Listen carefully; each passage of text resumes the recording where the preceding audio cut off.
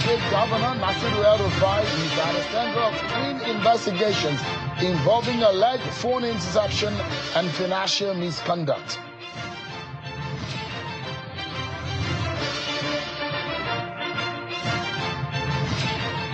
And Senator Nenadi Usman is asking the Inspector General of Police to order the arrest of Mr. Julius Abure.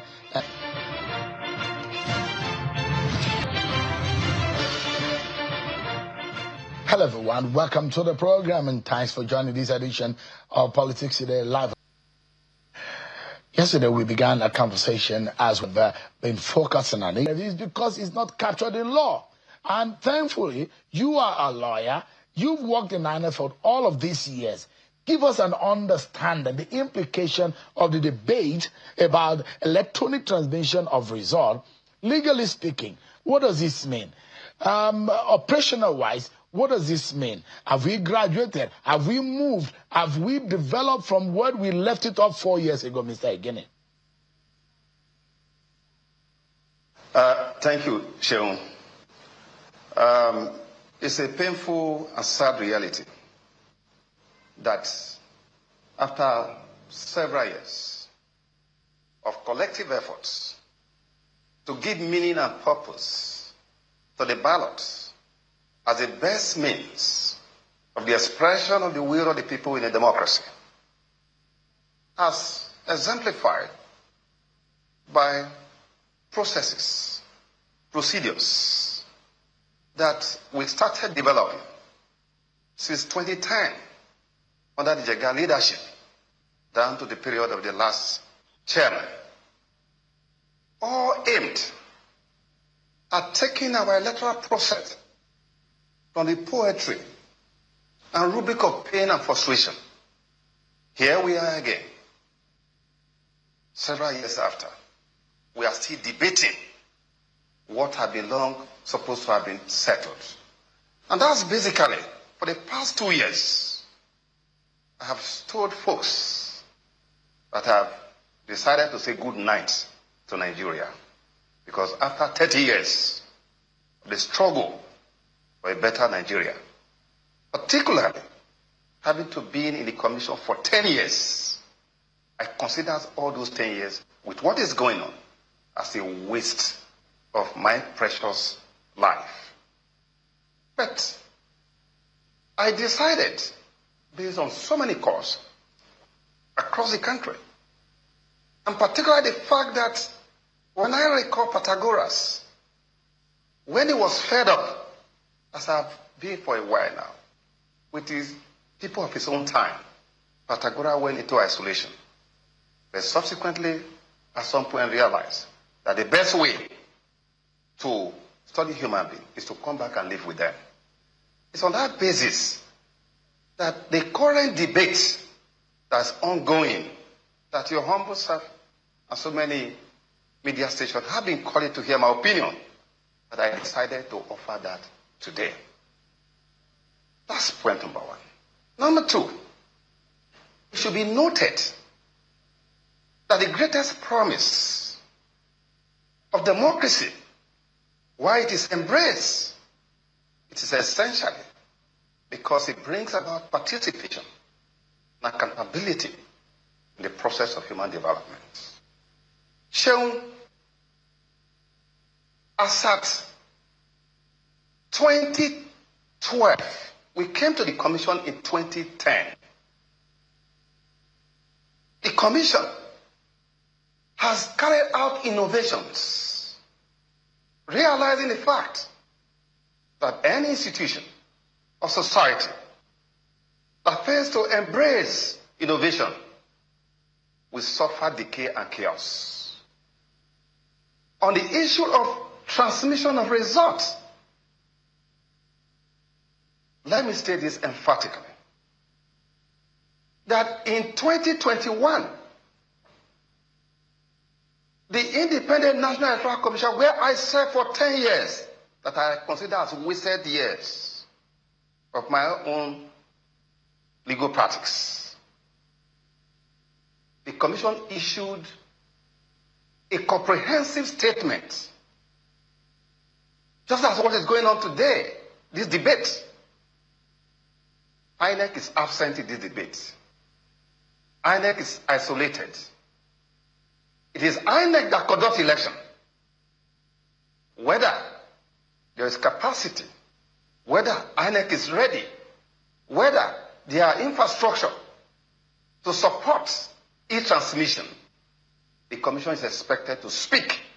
And indeed, INEC has spoken before. This is not a first.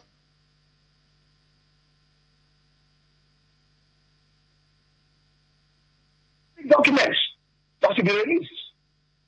INEC was clear, very unequivocal, that with respect to e-transmission, the Commission was ready, entrusting the public their public support, and three, that indeed the technology as well as the infrastructure required to do this was available.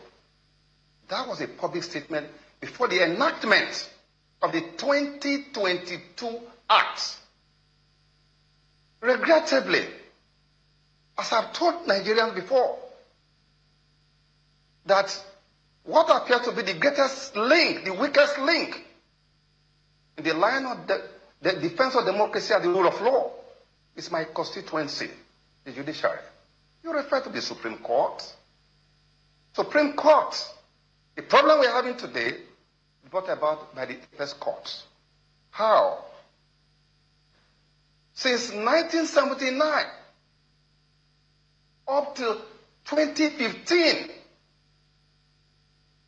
or 2007 precisely, and 2011, the apex court had always made the point clear. And you check all INEC documents, you will find that every document to be released for public, it will state that elections are guided by three principal laws: the Constitution, the Electoral Act, and indeed regulations and guidelines issued by INEC. These are the three governing laws.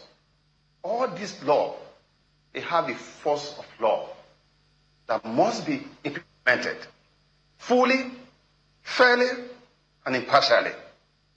With respect to the judgment of the Supreme Court, it's shocking that after all the historical judgment by the apex court, that because regulations and guidelines issued by INEC, they are made pursuant to the Constitution and indeed the Electoral Act, they have the force of law. They are subsidiary legislation.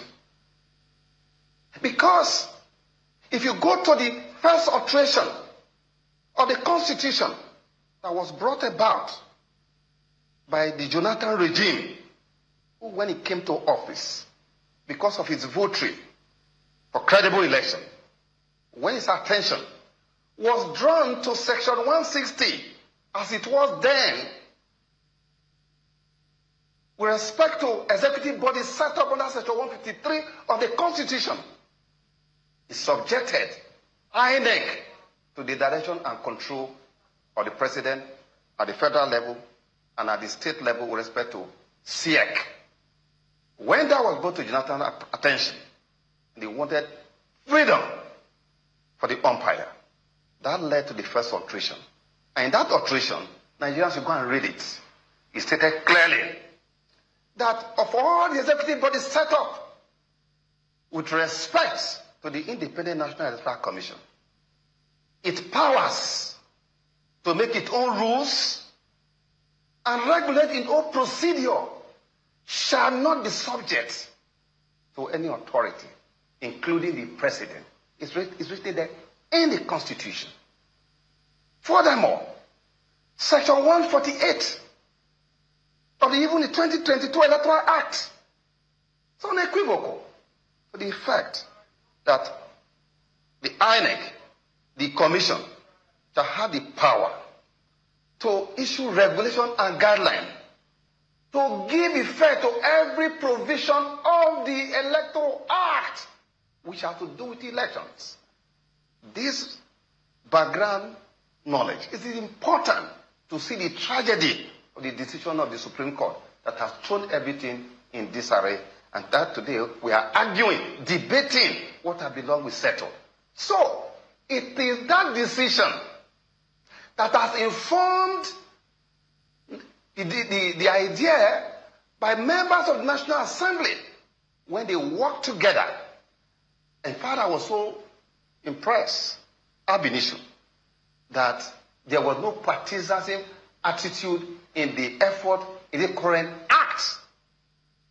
But shockingly, as we are getting to the end, there is now a division. Because they now wanted to ensure that the innovations that are that have been developed to address historical challenges of election service delivery in the country should now be reflected in the Electoral Act. Let me butt in quickly, Mr. Iginning. I like to take up a few questions. To land on that point, just to land on that point.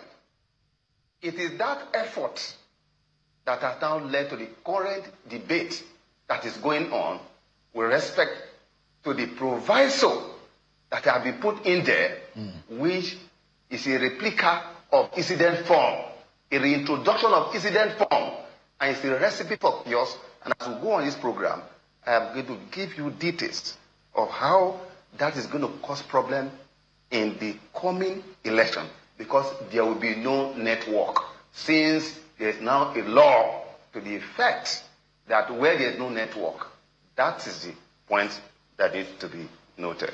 And that is the point where I'm going to start my question.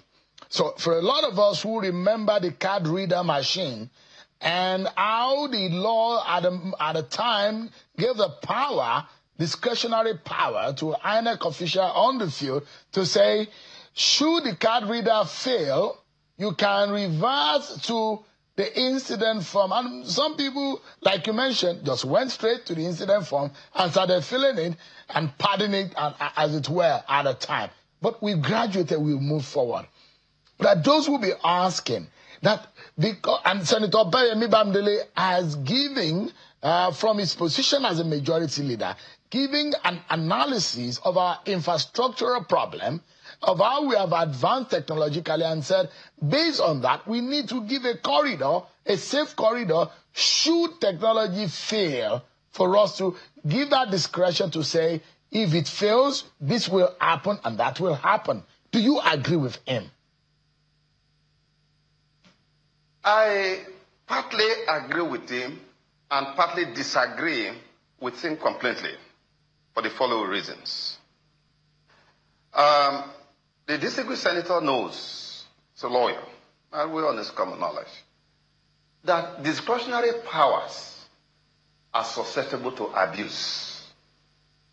And as I speak to Nigerians tonight, I speak as someone who had field experience, who collectively with my colleagues carried out pilots across the Federal Republic of Nigeria. And I've sent you some data to show, and I'm going to give more information on this, that we first and foremost identify election rigging provision in our laws. It took us 20 years for the National Assembly to accept to repeal those laws. Section 49, Section 53, which is now 51 in the 2022 Act, Section 49 of the old 2010 Act, which is now 47, Section 68 of the old Act, which is now Section 65, these were profound election rigging provisions. Specifically, with respect to Section 49, it stated that was in fact the rigging provision that political elite sustained for 20 years, despite all our effort to appeal that it should be repealed. It simply stated that a voter who approaches a presiding officer where he registered upon presentation of his voter's card, if the presiding officer is satisfied, that's the language, he will issue him or her a ballot paper. Because of that, politicians started buying voters' cards. All you require to do, compromise the presiding officer. After all, what satisfies him? It could have been the money that they are giving to him that will satisfy him.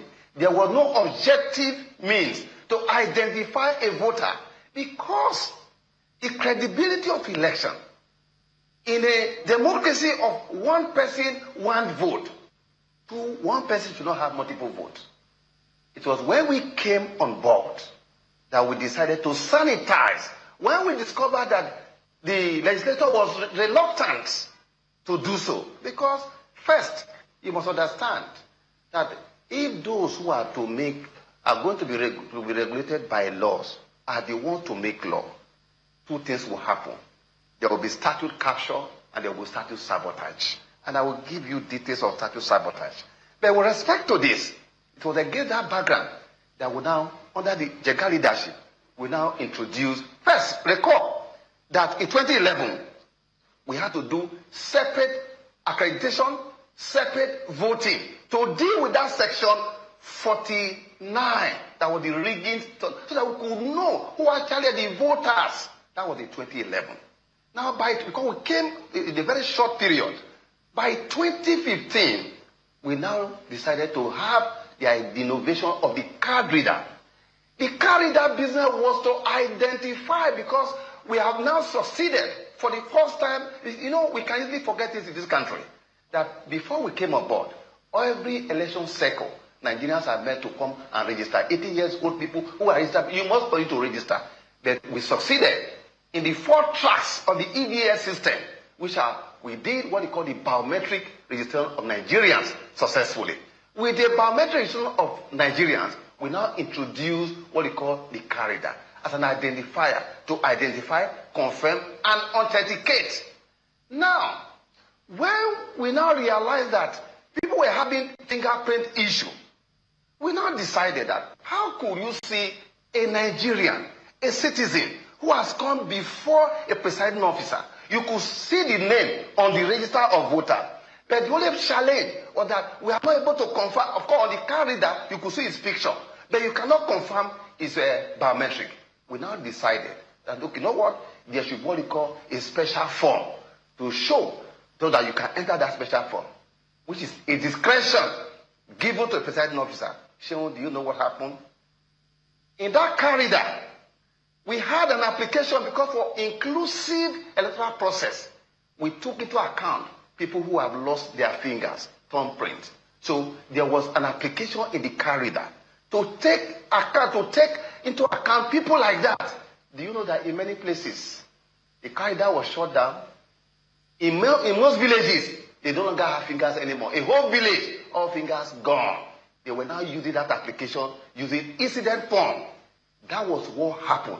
Nigeria, have you forgotten the problem of incident form in Nigeria? By the time we were now going for the 2019 election, we now updated the software and the hardware of the card reader to get rid of incident form. That was what we did. Now, coming to the issue about transmission, which is now the discretion given to the presiding officer, let me give you a big background information to address the one aspect of the distinguished senator's statements about infrastructure. I hope that the commission will release its report of 2021. In that report, Sheon, it was clear that Nigeria was ready.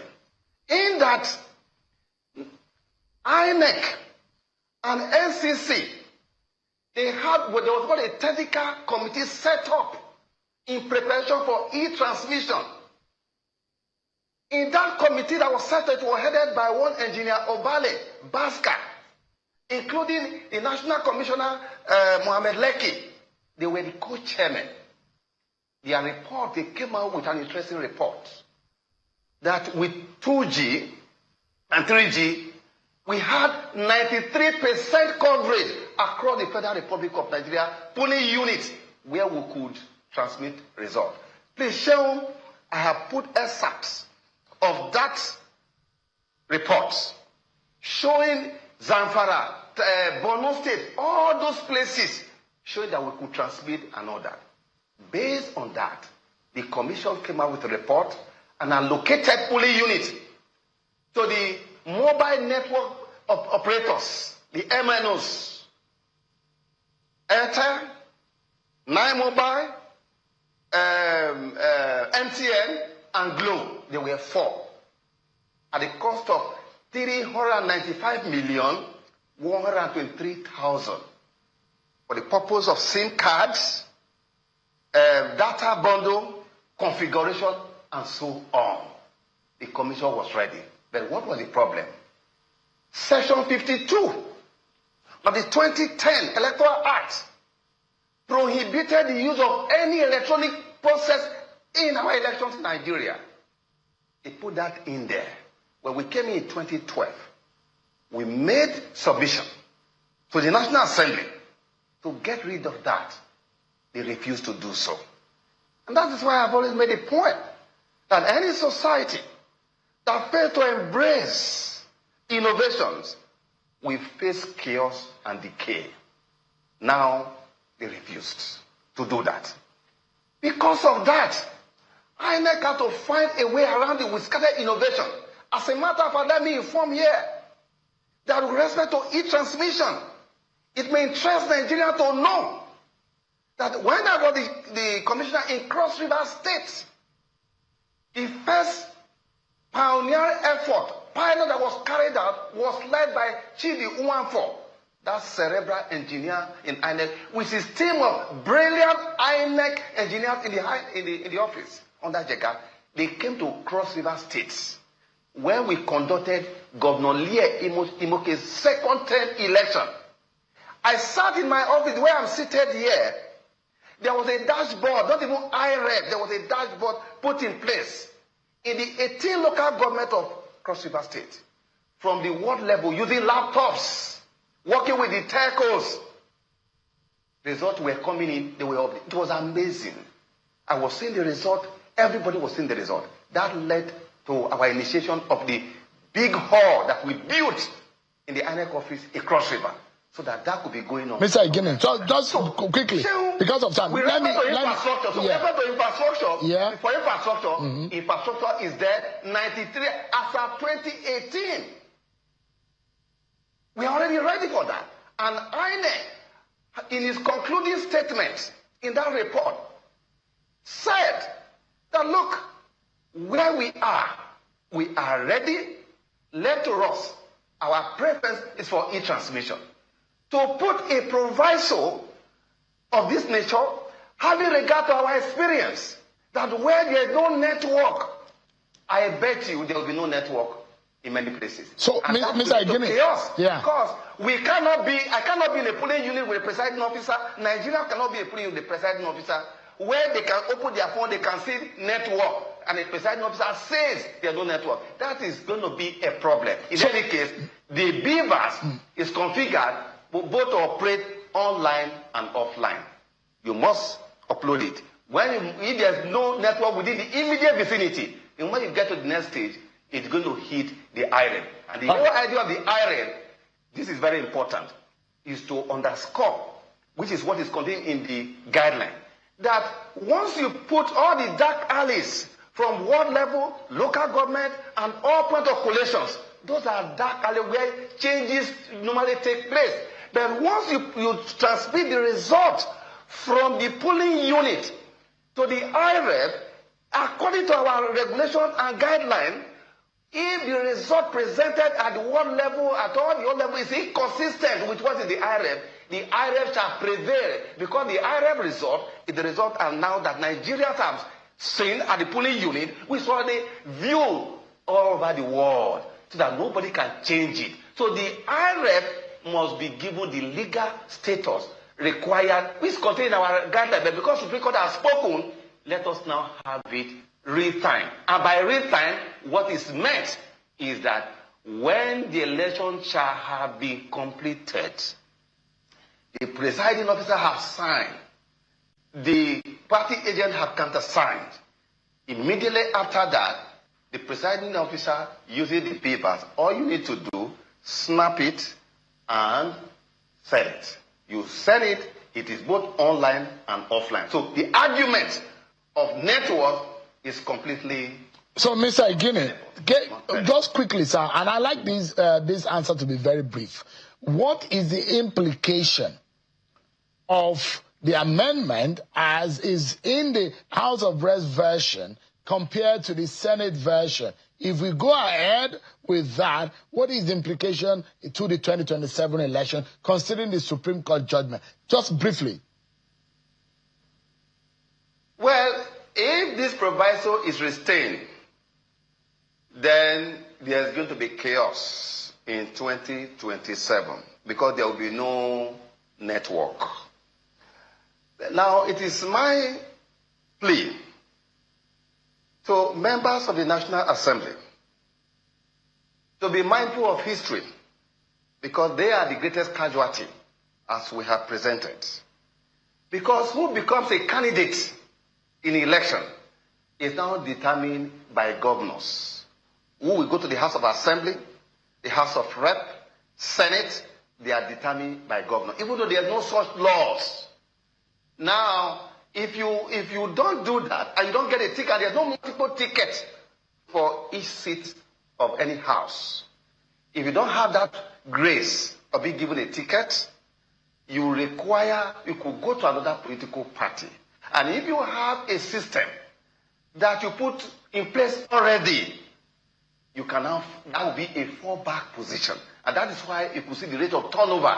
With all the implications in terms of the money that has been spent for induction, training, and capacity building, all lost because of the fact that Nigeria, we are like a grasshopper. You know, grasshopper does not work on the long term. That's why grasshopper work in the rainy season, in the dry season, it's always working. That's why in Nigeria, good people who you have found in the National Assembly, who are brilliant, competent, who have demonstrated integrity, who have shown independence of thought to work for the country, they are never allowed to return back. So, Mr. Igini, this is very important. Legally speaking, the full implication... Legally speaking, what would the record on the IREF do? Because there are those who will say the primary document as evidence for result at the polling unit is still the Form EC8A. What is the legal implication of the capturing of the IREF in the Electoral Act? The implication is that once the result, you see, what we wanted to achieve, first and foremost, it should be noted that every reform proposal by the electoral management body or other stakeholder, they are intended to deal with a mischief that has been perpetrated by election riggers. It is the duty of the courts to advance the remedy that have been provided. With respect to this IREF, the idea is that once the results have been uploaded to the IREF, viewed by everybody, you can no longer change it. And that is why in the regulations and guidelines made pursuant to Section 160 as well as Section 148, we stated clearly there under paragraph 38 that when the result that have been presented by collation officer is inconsistent with what is on the IREF, IREF shall prevail because the IREF has been seen by the empirical world. So where we are, we appeal to members of the National Assembly because they are also going to be the casualty of what I'm talking about. The result is going to come. You saw the table that we have presented. So it is our best interest because Supreme Court says so. That if Supreme Court has not taken that decision, we will not have a problem. Remember, the Supreme Court also said, in 2015, car reader is a beautiful device. Why is it not reflected in the Electoral Act? Today, where we now have the 2020 Electoral Act, do you know that contrary to our proposal, that you don't need to name a particular device, you now have a car reader mentioned in the 2022 Electoral Act instead of electronic device that INEC may decide to use. As we speak, the BVAS is not in the 2022 Electoral Act. My final word is this, John.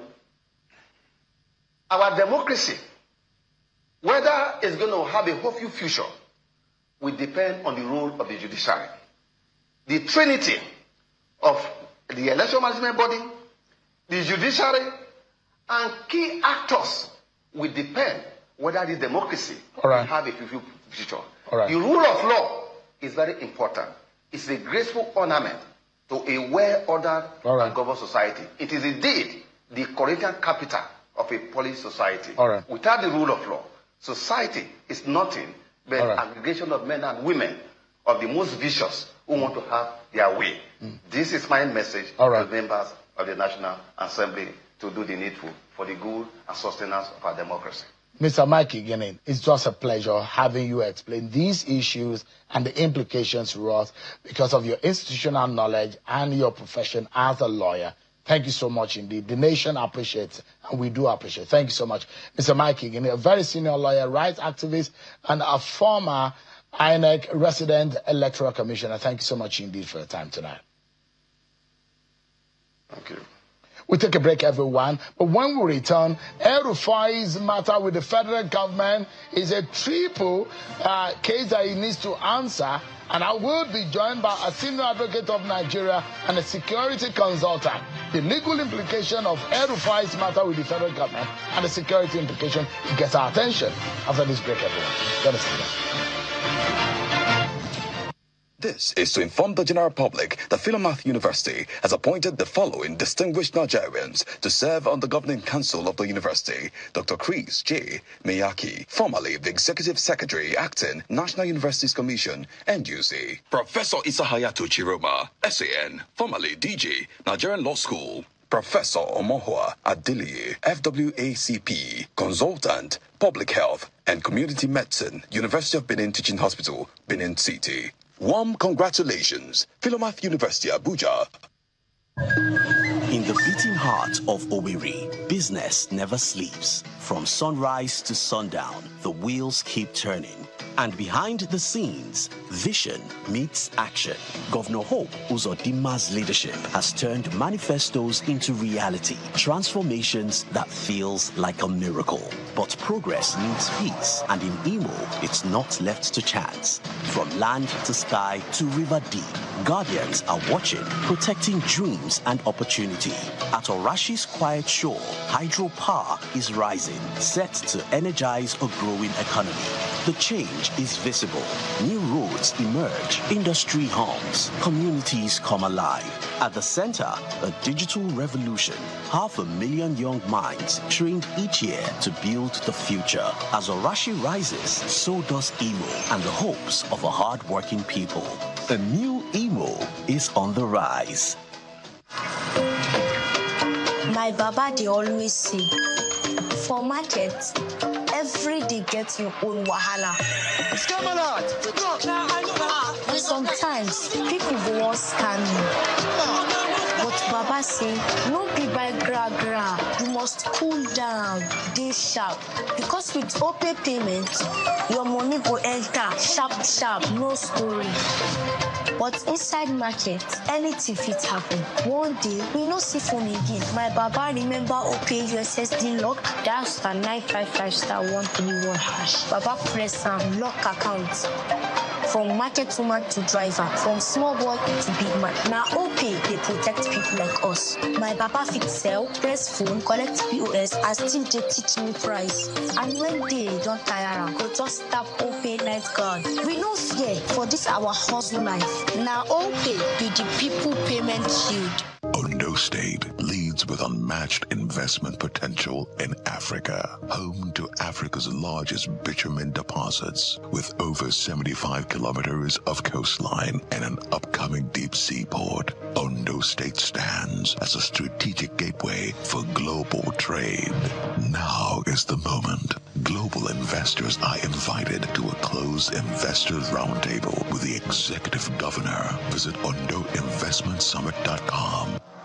Edo State Government invites you to witness history at the official handing over of 54 construction equipments to 18 local government councils of Edo State. This is a powerful step in the Governor Monday Opeolo's administration for grassroots development, real infrastructural renewal, and the strengthening of local governance in Edo State. Date, Thursday, February 19th, 2026. Time, 10 a.m. prompt. Venue, Garrett Memorial, Ekenwa Road, Benin City. Special guest of honor, His Excellency Nyesom Wike, Minister of the Federal Capital Territory. Host, His Excellency Senator Monday Opeolo, Governor of Edo State. Come witness practical governance in action.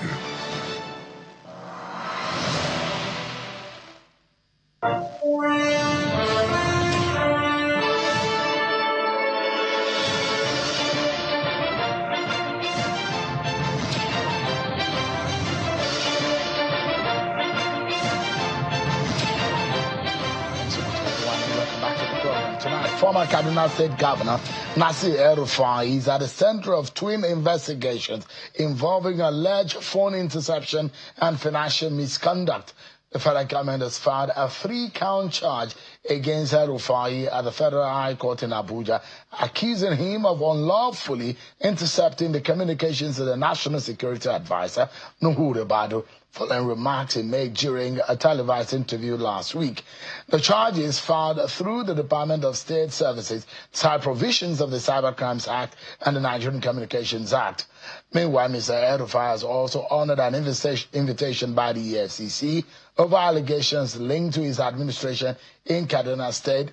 Claims his camp has strongly denied. But let me allow you to look at what happened today, the scenes that we saw earlier today at the EFCC. Apparently, there were pro and anti-El-Rufai protesters or those who went there to support either of the sides. So, and this is what it looked like today at the EFCC. And this is the pro side to the El-Rufai.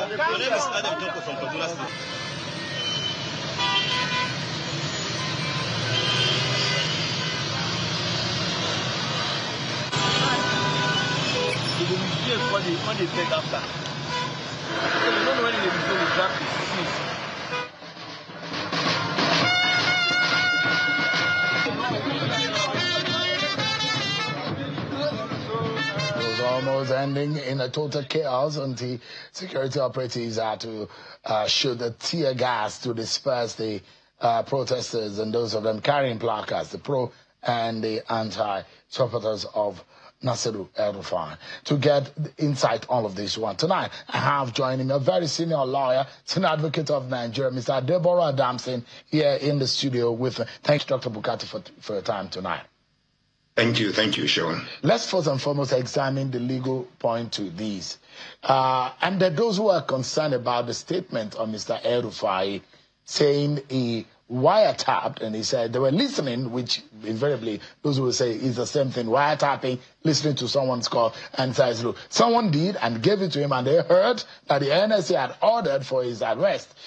And the DSS, why is the DSS the one? Because it was against the NSA. Can you give us an understanding legally what that meant?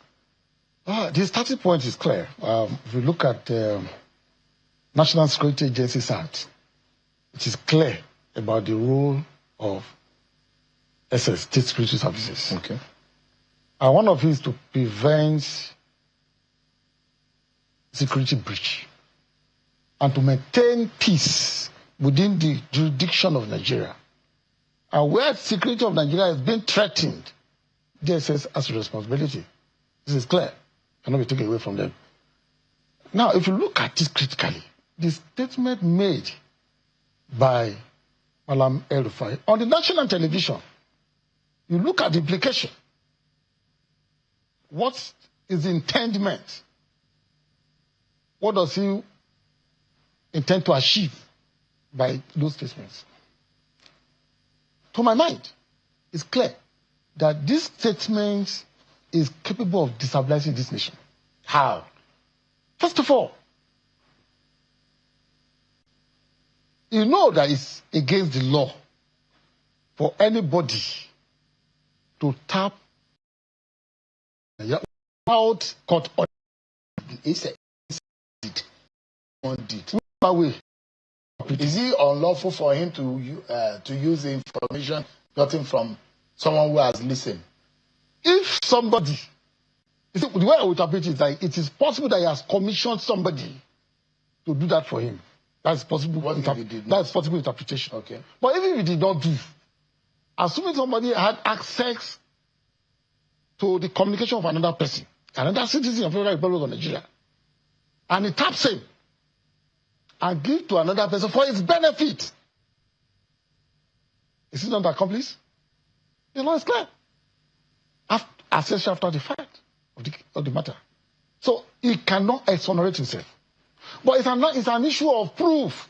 In the eye of the law and on law of evidence, what is said on national television, and when he doubled down to say, well, the state also listens to our calls. What does that mean? What kind of evidence is that? When you say that I did this and it's now being termed as a crime or an offense, what kind of evidence is that? And how tenable is that? But the fact that somebody has done it, does that make, if a wrong has been committed by one person, can another person now use that as an excuse? Under our law? No. If somebody has done that on court, and you are caught in flagrante delicto, then you'll be held responsible. It's clear. Now, all this one you are saying, the state has been doing it, so we too are doing it. That's a clear admission. It's a clear admission that we are doing it. Even though we have commissioned or somebody has done this on our behalf. But whatever El-Rufai said in that interview, is it tenable in court? Well, as a form of evidence. What kind of evidence is that? Good. They can corroborate whatever evidence the state has gotten against him. Yes, you may say, oh, he cannot give an evidence incriminating himself. You can say that. That's the law. But the question is this. Can it be used as evidence to corroborate whatever investigation that state security service has obtained? How strong is an offense someone commits to or confesses to in court, under our laws? You see, confessional statement or extrajudicial statement, people will interpret to you that, oh, no, this is what is stated in the police or state agency or what. But this was made on the national television. What more evidence do you want? If somebody has said, oh, we have done this. Now, my expectation is this, and from what I've gathered, you discover that DSS has been investigating him on series of crimes. So it is clear that they have the evidence or investigative reports put aside. Now, what he has said now consolidates, reinforces what DSS has found out. So to that extent, the entire gamut of the evidence, both from the investigative report and his own statements, it's a matter to be tested. It's a matter to be tested. Based on what he said, would you say he's in trouble? Well, legally speaking. Well, all I know is nobody is above the state. And nobody should be treated as a sacred cow in Nigeria. None is above the law. Give me a moment, Leonard Stick. Let me bring in Mr. Bukati here. Security-wise, what are the perspectives that you have found out in the statement of Mr. El-Rufai? And he has also said that there are those who are planning to bring in some chemical and poisonous material into Nigeria. There are dimensions into what this man has said, the former governor of Kaduna said. What are your thoughts in terms of security? What does this mean? In terms of security, El-Rufai over the past few days has made two very serious allegations. Number one is the importation of the chemical you were talking about. And the second one is the disappearance of Dadiata, the political activist who disappeared in 2019 in Kaduna. El-Rufai told us on national TV or claimed on national TV that it was the former governor of Kano State, Dr. Abdullahi Umar Ganduje, that got him abducted. Ganduje's spokespeople have come out and said it is a lie. But now that we have El-Rufai saying on national TV that he knows who abducted Dadiata, and this is a man with family, with a wife and children, who have been, whose breadwinner had been taken away, his father, as a result of him being abducted for the past 6 years. Now we have a former governor saying he knows who abducted him, and El-Rufai even claimed that one of the police officers who was involved in the operation told someone who then told El-Rufai. I think a commission of inquiry has to be instituted by the state government in Kaduna or by the federal government to investigate El-Rufai's claim and to provide answers to Dadiata's families and lovers. We have been fighting for him. Human rights organizations have been fighting for him for years now. Now El-Rufai appears to know something about it, and that needs to be investigated. On the chemicals, El-Rufai was right that the chemical he was referring to are poisonous, dangerous chemicals. And he claimed that it was about 10 kilograms was being imported or has been imported from Poland by the National Security Advisor's Office. However, the National Security Advisor's Office has responded to El-Rufai's letter saying what he claimed was not true, and that they have referred the matter to the DSS so that El-Rufai can go to the DSS and provide the evidence he has. And I think they are right to do so. If anyone makes a claim, they should be called before the DSS to be investigated. And I think El-Rufai has made statements similar to this in the past, and no one investigated him. For example, there was a time he claimed the Kaduna state government, no one invited El-Rufai to provide evidence for that, and Nigerians would want to know if our governments are paying bandits in any way or manner. So you're saying that in all of these things that El-Rufai has said, this particular time, we should not take it for granted. National TV and start spewing stuff without any evidence. And when he talks about this chemical, we know that the chemical is corrosive and is restricted or controlled, but it is used in laboratory or in research. It is used for industrial purposes and other purposes. And it is Nasseria, the national, wiretapped the National Security Advisor and gave him the information. Both of these things are crimes under the cyber crimes law. But also, there may be some crimes that might have been committed under the under the Official Secrets Act, which can carry up to 14 years of imprisonment, because the National Security Advisor's communication, most of them must be classified communication because he is the National Security Advisor. And if you have some Nigerians wiretapping him, I think they should be investigated. And El-Rufai has two options if this matter went to court. It is either he goes and says what I said on national TV was true, we are wiretapping him and therefore he has confessed to committing a crime, or he says I am lying and therefore he is admitting to be a liar. I think neither of them is good for him. If in your own experience, this kind of statement, if you were to be in the US and the UK, how seriously do you think the government of those countries would take it? Extremely seriously.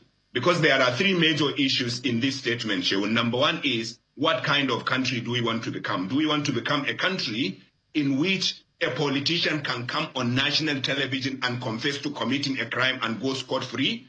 Or do we want to be a country in which no one is above the law?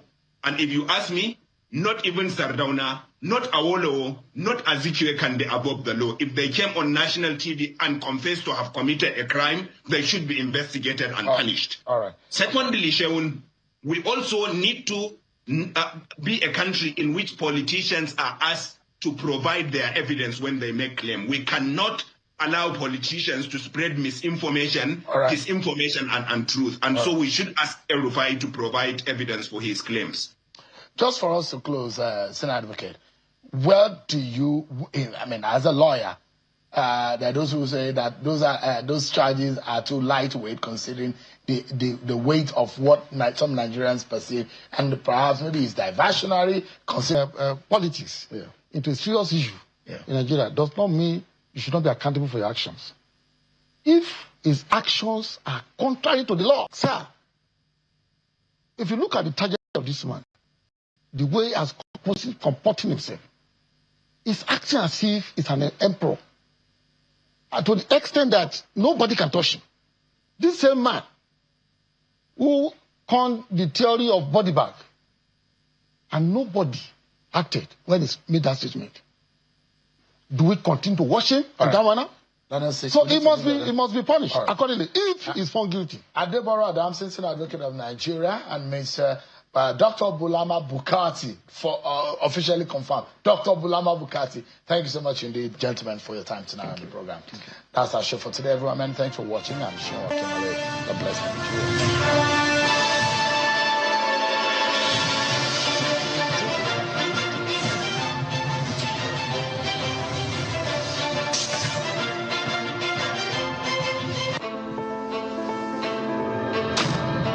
Welcome to Leke Leke, a revolutionary news social network with a story that goes back 50 years. I began my journalism career in the late 1970s, when weekly and monthly magazines were key to social, political, and cultural behavior. Then, the digital age took shape in 1982, and Time magazine named the personal computer Man of the Year, a watershed moment indeed. From there, the mobile phone followed, and our societies and our lives changed forever. With artificial intelligence, the digital age just got transformed yet again. As we navigate the crossroads of globalization and our communities, our societies are changing profoundly. I have lived this evolution from the era of the weekly news magazine to the daily newspaper, and now at the cutting edge of delivering information through broadcast by the minute across all platforms. Each transformation has taught me one truth: the new moment matters. Welcome to the moment. Welcome to the new world of Leke Leke. It's time to change your connections. It's time to advance your networks. Our goal is to build the universe's best social platform. Birthed in Africa for global audiences, it's a new way to connect with friends and deepen conversations. We're building our platform in the open.